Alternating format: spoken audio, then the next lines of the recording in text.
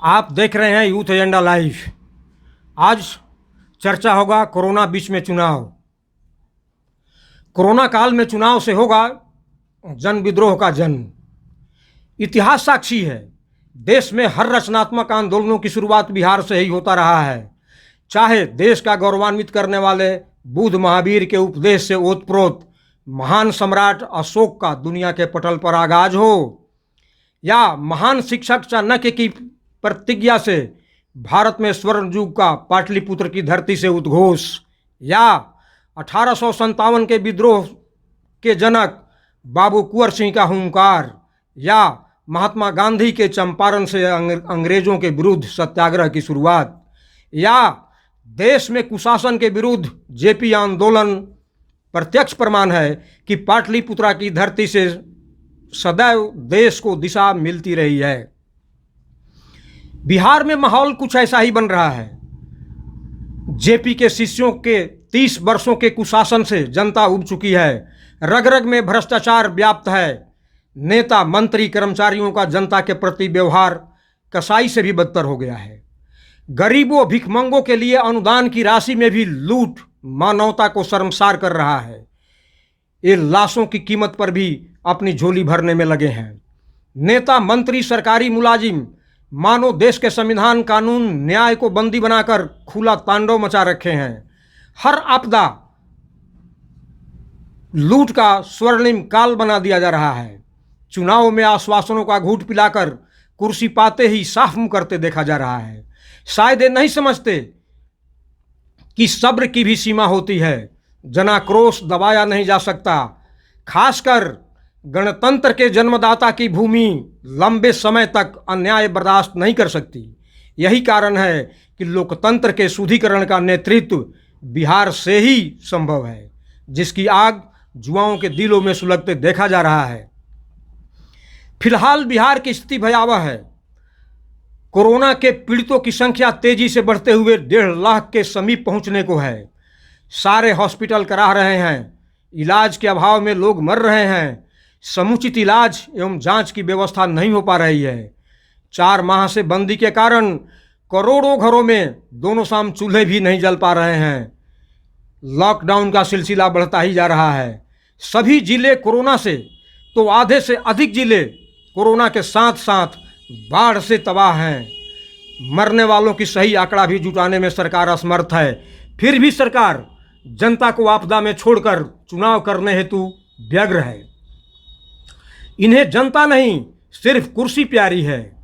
हर कीमत पर इन्हें लूट की संस्कृति बनाए रखने के लिए कुर्सी चाहिए। राज्य की स्थिति भयावह बनी हुई है। राज्य में कर्फ्यू जैसा माहौल बना हुआ है। पूरी आबादी भयभीत है। सभी अपने अपने घरों में नज़रबंद हैं। सरकारी दफ्तरों में भी उपस्थिति पर रोक है। हॉस्पिटल करा रहे हैं। इलाज की व्यवस्था में भी सरकार असमर्थ है। न्यायालय भी बंद है।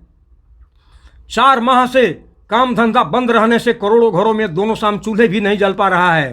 करोड़ों लोग बीमार हैं। सरकार बीमारों मरने वालों का आंकड़ा जुटाने में असमर्थ है।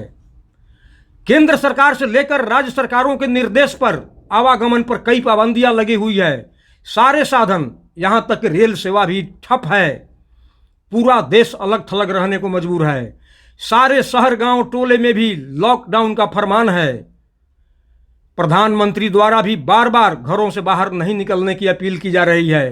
पूरा देश कैद है। सभी, यहां तक कि डॉक्टर, नर्स, पुलिस, नेता, कामगार कोरोना पॉजिटिव होते जा रहे हैं।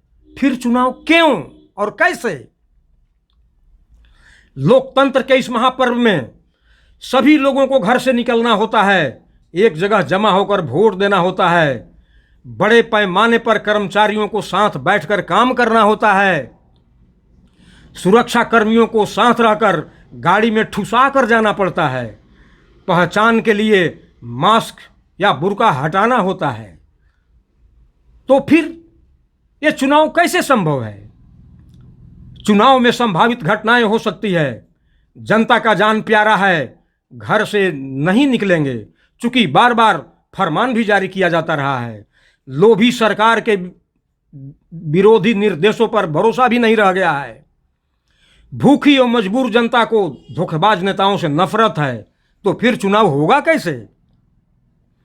क्या सिर्फ सरकारी कर्मचारी मास्क एवं पीपीई किट्स पहनकर फर्जी वोट डालेंगे, जो सभी चोर, घूसखोर एवं भ्रष्टाचारी हैं?